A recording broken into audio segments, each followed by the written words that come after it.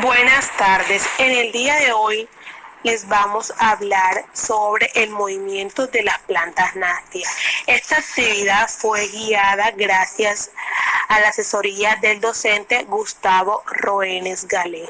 Mi grupo está conformado por los integrantes Milena Paola Rodríguez, Wanda Vanessa Galeano, Yoli Romero y quien les habla, Camila Andrea Montaño Córdoba.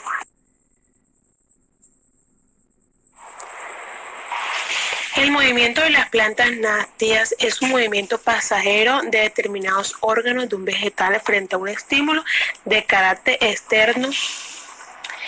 Este proceso de crecimiento en el cambio de turgencia de grupos de células que varían su volumen mediante el control de la entrada y salida del agua, este movimiento es resultante ya que no está influido por la dirección del estímulo.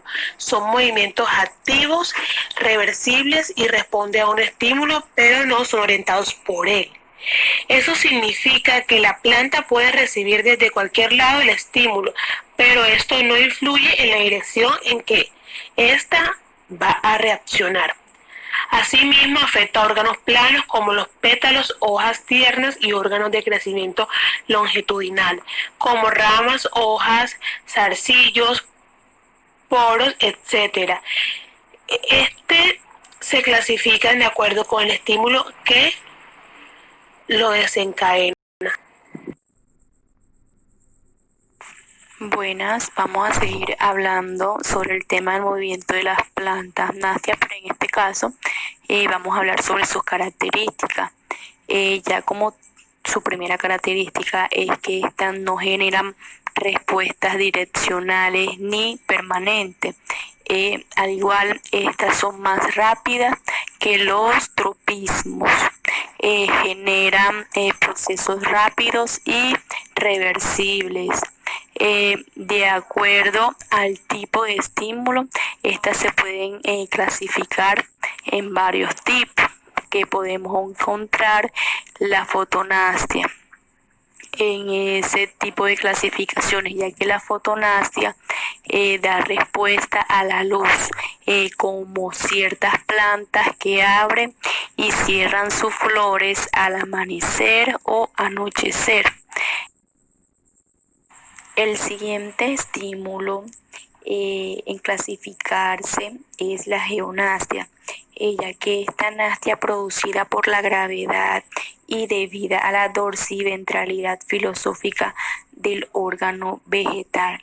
El siguiente tipo de estímulo es la actonastia y titmonastia, ya que esta respuesta es por contacto, como los zarcillos de numerosas plantas. La mayor diferencia con la titmonastia es la forma en que se produce la reacción al estímulo. En esta se produce un mayor crecimiento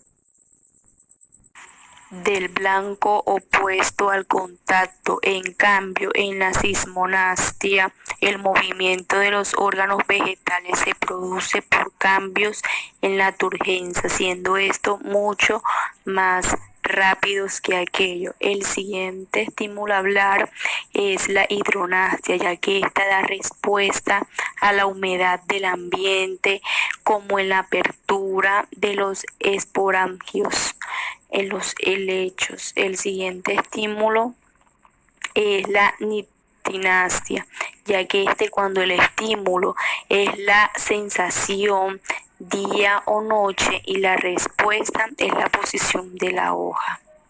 El siguiente estímulo a hablar es la cismonastia, ya que esta es producida cuando el estímulo es un golpe o la sacudida del vegetal, como el movimiento de las plantas carnívoras o algunas mimosas.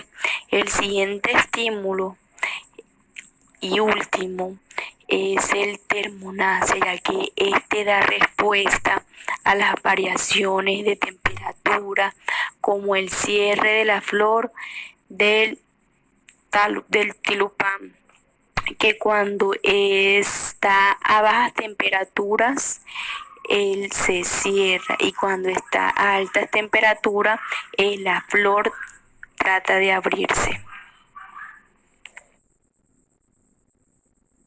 Mecanismos de acción de las plantas gnásticas. La mimosa púdica es un ejemplo típico de este fenómeno, producido por rápidos movimientos sismonásticos, específicamente aquellos provocados por estímulos mecánicos, eléctricos, químicos, variaciones de temperatura, lesiones o fuertes intensidad lumínica.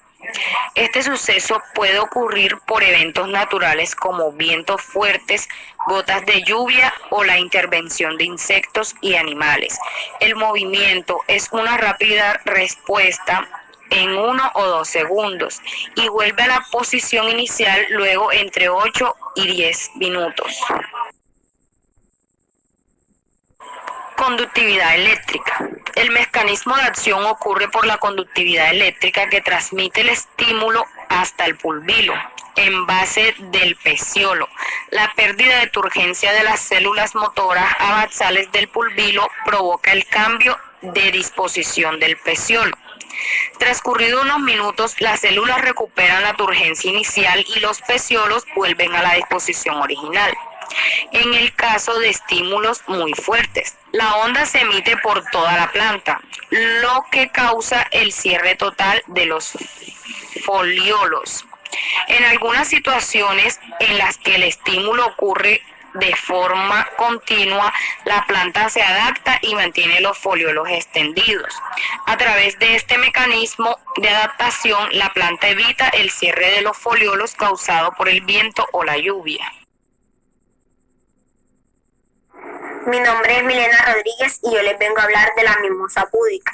La mimosa púdica es una planta arbustiva perteneciente a la familia de las fabáceas, nativa de los trópicos americanos. Esta se caracteriza por los movimientos sismonáticos provocados por la reacción al tacto como un mecanismo de defensa hacia los depredadores. Esta planta tiene diversos nombres, los más comunes son mimosa sensitiva, dormidera o adormidera. Son particulares a los movimientos de las hojas compuestas por diversos foliolos, que al mínimo golpe se retraen y se cierran. De hecho, los tallos menores se pliegan por el peso de los foliolos, como un mecanismo generado en la base del pedicelo. Al replegarse, la planta revela una apariencia débil y marchita como un mecanismo de defensa al ataque de depredadores. Asimismo, es un mecanismo de retención de humedad en días calurosos o de protección a los vientos fuertes. Ares de pintas en posición lineal y ángulo obtuso.